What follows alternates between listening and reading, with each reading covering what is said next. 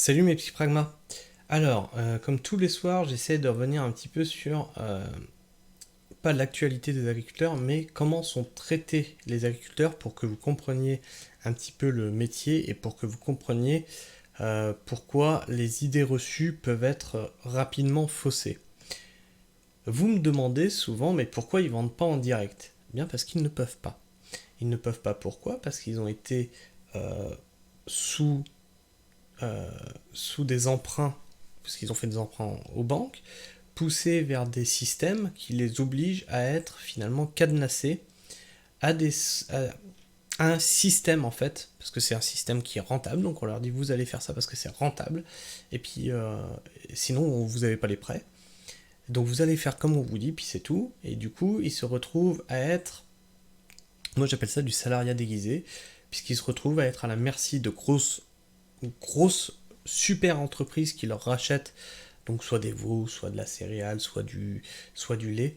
Alors je rentre pas dans les détails parce que moi je suis pas moi-même agriculteur, éleveur ou céréalier, moi je suis maraîcher donc pareil, c'est des choses que je vous dis en étant voilà certainement aussi quelques erreurs donc agriculteur, hein, je sais qu'il y en a beaucoup qui m'écoutent, vous corrigerez ça dans les commentaires, hein.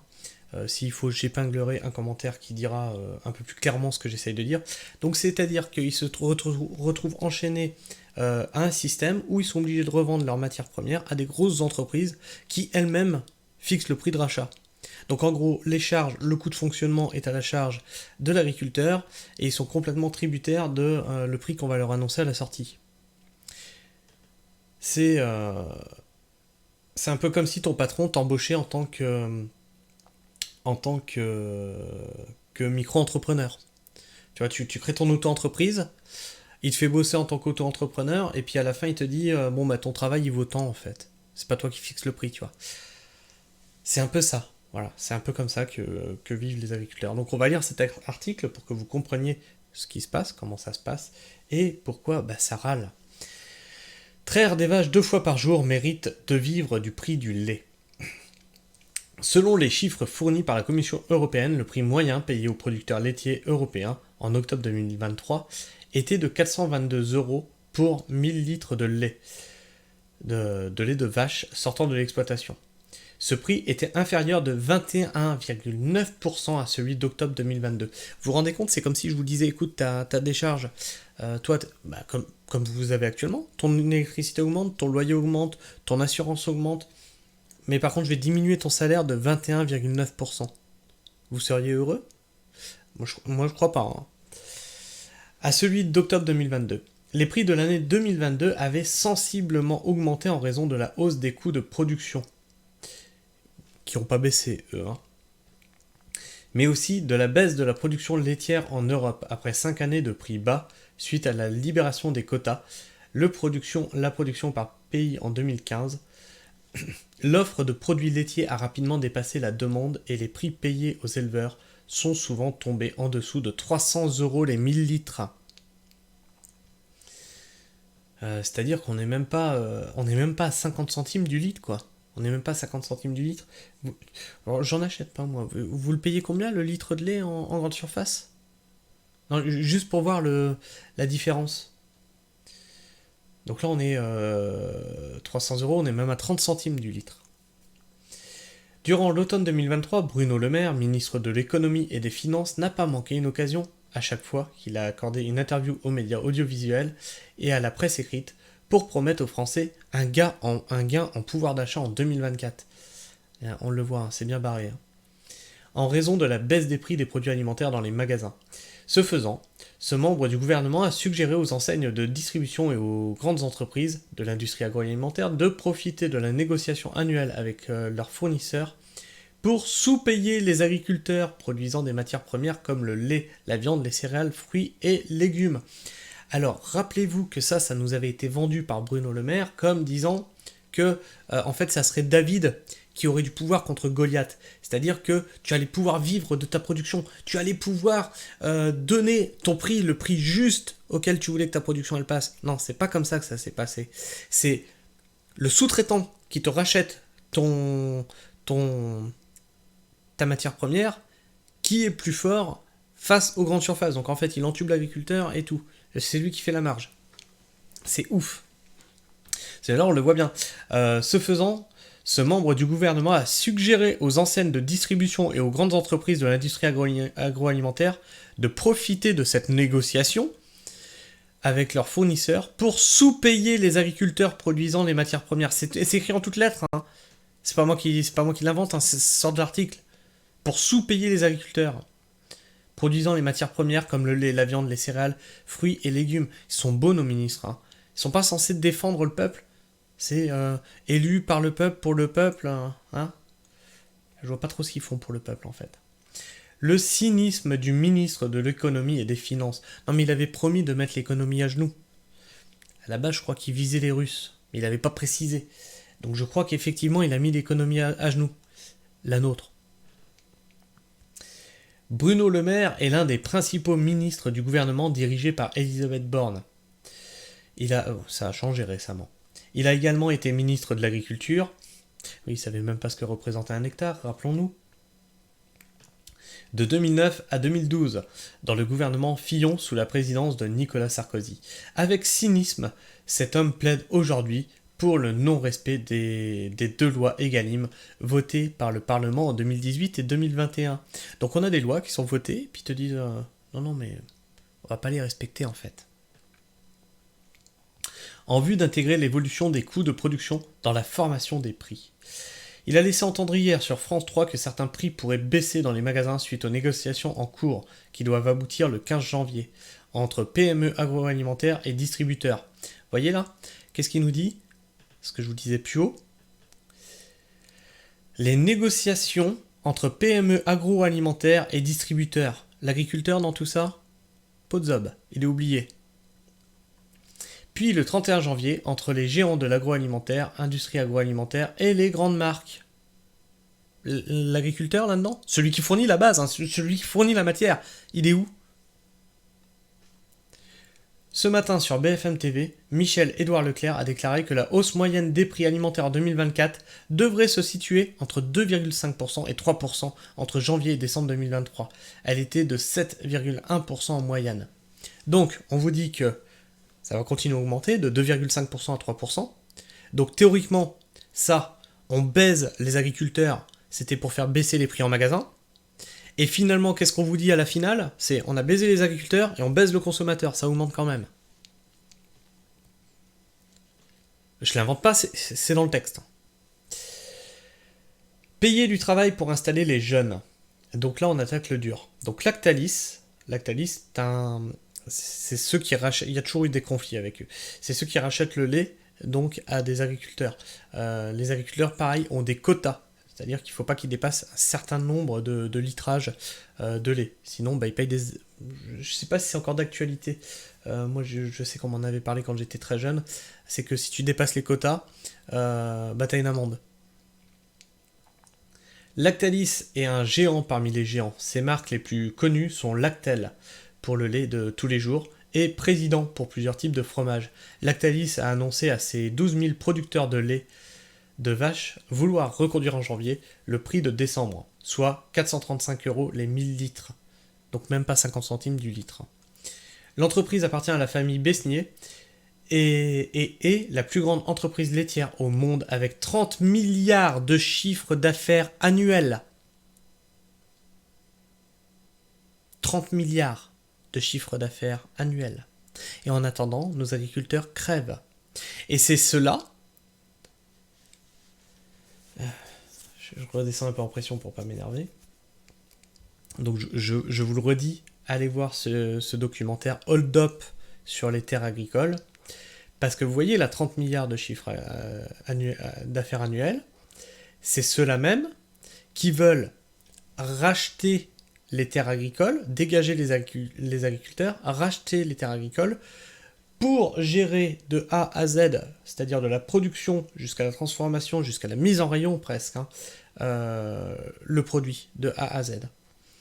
C'est hallucinant, et du coup les agriculteurs deviendront quoi ? Pas expropriés, on leur rachète leurs terres, et il restera quoi de notre agriculture ? Que des salariés agricoles qui travailleront pour pour ça, pour les mecs qui ont 30 milliards de chiffre d'affaires annuel. Alors comme je vous le dis souvent, hein, moi je suis pas politisé, mais je n'oublie pas qu'il y a une lutte des classes. Hein, ça je ne l'oublie pas. Ce n'est pas de la politique. Ce n'est pas de la politique. C'est juste, il faut savoir d'où on vient. Il faut savoir contre quoi on se bat. En attendant, on se bat contre nous, on se fait des basses querelles, et derrière tu as ça. D'accord? Tu as des agriculteurs qui crèvent, et tu as des entreprises qui font 30 milliards. Sur le dos de ceux qui crèvent. Sur le dos de ceux qui se suicident. Sur le dos de ceux qui se révoltent. Et comme on l'a vu, c'est des conspirationnistes. Elle évoque une possible augmentation du prix du lait de 1% en 2024. Putain, ouais, franchement, les producteurs, là, vous allez vous régaler. Hein. Franchement, vous allez vous mettre bien. Vous allez voir 1% de plus en 2024. 1%.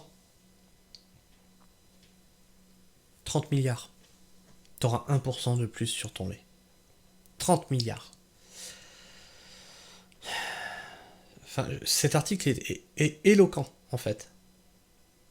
Et du coup, j'en profite pour vous le dire. Je l'ai annoncé dans l'onglet communauté, je travaille sur un dossier, c'est exactement ça en fait. C'est la personne, elle s'est faite exploiter de cette manière-là. Ils lui ont tout fait. Ils lui ont tout fait pour la pousser d'or, quoi. On verra ça, hein, je vais traiter le dossier. Peut-être que je ferai 2 vidéos, parce que du coup, comme il y a beaucoup de choses à voir, la vidéo risque d'être longue et je pense que vous ne tiendrez pas 1 heure et demie, donc je vais peut-être faire ça en plusieurs volets. Elle évoque donc une possibilité d'augmentation du prix du lait de 1% en 2024, alors que les fournisseurs demandent 7% pour tenir compte de l'évolution des coûts de production. Vous vous rendez compte ils ont tout à leur charge, c'est-à-dire le fonctionnement de la ferme, les prix des carburants, les soins des vaches, les soins vétérinaires, hein, ça se soigne, la nourriture des vaches, etc., etc. Et derrière, on leur dit, écoute, je vais t'augmenter de 1%, j'en ai rien à foutre si ça augmente de 7%. Finalement, tu l'as dans l'os de 6%, tu vois. Tu perds encore du pouvoir d'achat de 6%. C'est magnifique. C'est génial, j'adore ce pays. Vous êtes des escrocs. Pour tenir compte de l'évolution des coûts de production et permettre aux jeunes de s'installer. Et oui, voilà, ça aussi, c'est pareil. On se dit, oh, dis donc, il va y avoir 50% des agriculteurs qui vont partir à la retraite et les jeunes ne veulent pas s'installer. Mais quand tu vois ça, est-ce que tu crois que ça donne envie aux jeunes de s'installer? Mais pour de vrai, quand tu as conscience de ça, est-ce que ça donne aux jeunes l'envie de s'installer? Mais non, mais c'est pas du tout ça le projet. Le projet, c'est de les dégager, de racheter leurs terres, là, avec leurs 30 milliards de chiffre d'affaires, et d'en faire des salariés agricoles. Ils en veulent plus des agriculteurs. Je vous rappelle que les tracteurs drones, c'est pas fait pour rien. Tiens, anecdote. On a reçu à la boîte aux lettres de l'exploitation le fascicule d'un petit robot maraîcher. Alors c'est génial, il fait tout. Il te fait le binage, il te fait il coûte 10 000 balles par contre, hein, j'ai pas les moyens. Hein. Il te fait le binage, l'ensemençage, le bâchage, le désherbage, je crois qu'il fait l'arrosage aussi. Il fait tout, puis il travaille 24 heures sur 24, c'est génial, tu le laisses juste se recharger, voilà. Bon, déjà, 1, j'ai pas les moyens, 2, dans le terrain où je suis, je pense que Wally, ouais, parce qu'il a un peu la forme de Wally, il va se planter, quoi, il va sacrément se ramasser la tronche. Hein. Sur le fascicule que tu envoies au patron, c'est marqué, en gros, parce que maintenant ça commence à dater quand je l'ai reçu, c'était économiser sur la main-d'œuvre. Car donc, voilà, ça c'est pour le patron. Économiser sur la main-d'œuvre. Quand tu vas sur leur site, c'est gagner en productivité. Oui, parce que là, forcément, les salariés ils peuvent aller voir sur le site. Pas non plus qu'on leur dise on va vous dégager avec notre robot. Voilà. Et tu rajoutes là-dessus une couche d'intelligence artificielle qui est en train d'arriver. Ça commence à puer du cul sévère quand même. Hein. Et je dis ça, je dis rien. Alors, donc on disait que ça ne permettait pas aux jeunes de s'installer, car dans cette filière du lait, la vache, du lait de vache, 48% des chefs d'exploitation avaient plus de 50 ans. Les agriculteurs qui partent à la retraite, c'est ce que je vous disais. En 2018, et 28% avaient plus de 55 ans. Les moins de 40 ans ne représentaient que 25% des producteurs. Sodial, la plus grande coopérative laitière de France, annonce avoir trouvé un accord avec ses fournisseurs pour un prix de 440 euros les 1000 litres. Alors on est passé de 435 à 440 euros les 1000 litres. On a gagné 5 euros pour 1 mètre cube de lait. Gagné 5 euros. C'est 5 euros de plus que le prix proposé par Lactalis pour janvier 2024.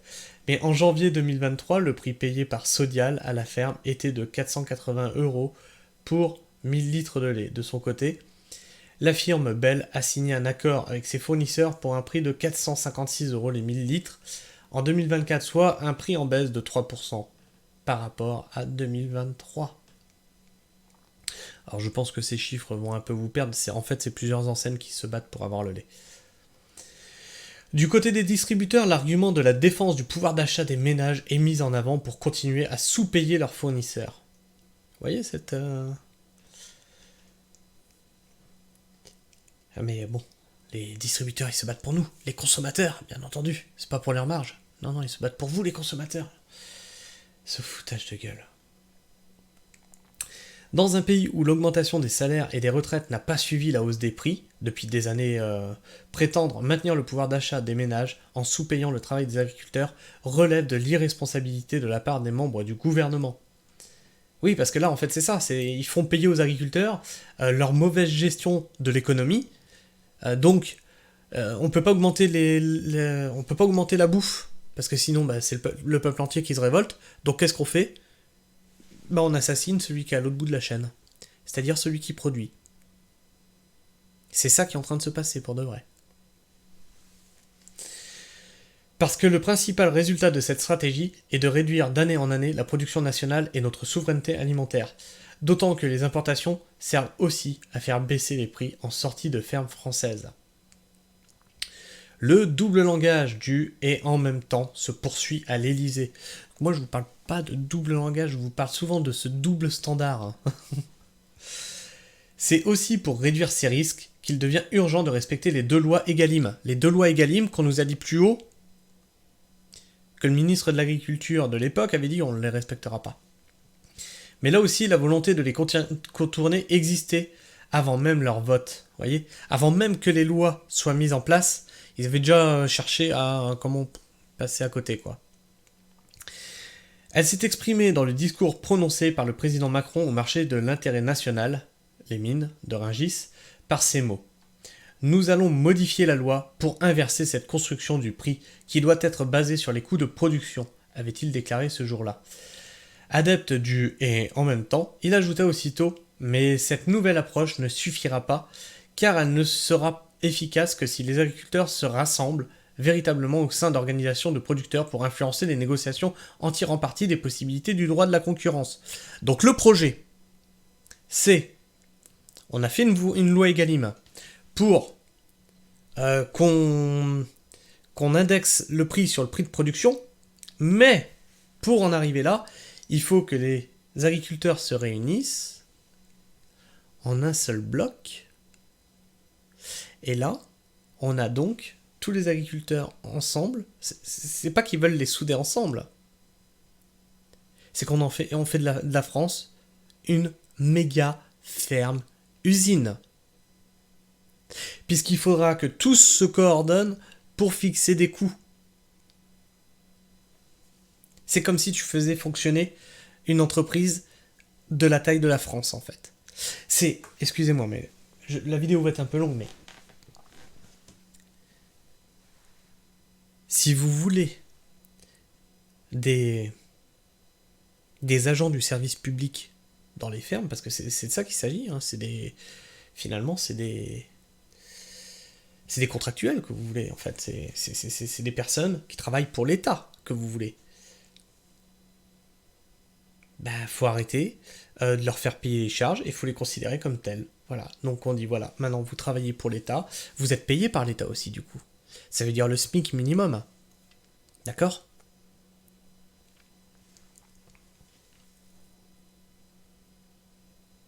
Non, là, fonctionnaire, le mot que je cherchais, pas contractuel. C'est en fait, l'agriculteur devient un fonctionnaire. là, dans cette phrase-là, mais cette nouvelle approche ne suffira pas, car elle ne sera efficace que si les agriculteurs se rassemblent véritablement au sein d'une organisation hein, de producteurs. Donc en gros, on fait un gros bloc, une méga corpo de producteurs pour influencer. La FNSEA, c'est ça. Hein, pour influencer les négociations en tirant parti des possibilités du droit de la concurrence. Donc c'est ça, c'est une méga corpo. Donc en fait, ce qu'ils veulent, c'est des fonctionnaires, mais qui restent dans le privé en fait. Parce qu'on veut pas les payer. C'est ça le truc. Et on veut faire de la France une méga ferme usine en fait. C'est ça le truc. C'est ça le projet. Et donc là, on était en 2022. Et ça, le projet, les lois Egalim, tout ça, ça a été depuis 2018, tu vois. Depuis 2018, en fait, c'est cette volonté de foutre en l'air le monde agricole. C'est cette volonté-là. Et de faire de la France une véritable méga ferme usine, en fait.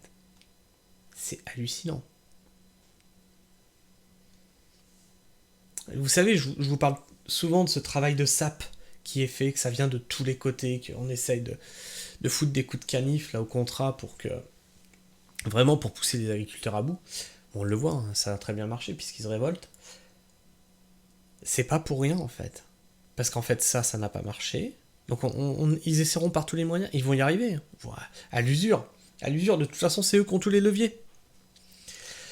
Concrètement, en supposant que les 12 000 producteurs qui livrent du lait à Lactalis tentent en janvier 2024 de profiter des possibilités du droit à la concurrence, ils peuvent arrêter les livraisons en attendant que l'entreprise leur accorde la majoration de 7% que réclame la Fédération nationale de producteurs de lait, la FNPL. Mais ils devront continuer à traire les vaches 2 fois par jour et à jeter le lait dans la fosse à fumier. Parce que les quotas.